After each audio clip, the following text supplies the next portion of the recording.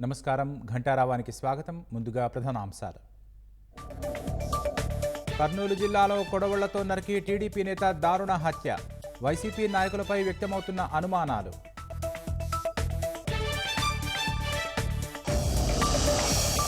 YCP మూకలు కక్ష కట్టి టీడీపీ నేతను హతమార్చారన్న లోకేష్.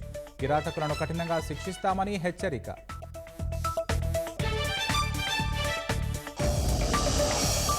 నూతన ఐటీ విధానం రూపకల్పనపై నేడు సీఎం సమీక్ష.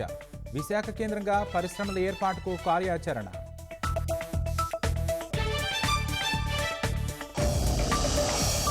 కూటమి ప్రభుత్వ రాకతో విజయవాడ ఆటోనగర్కు కొత్త కళ. ఉపాధి అవకాశాలు పెరిగాయని కార్మికుల్లో సంతోషం.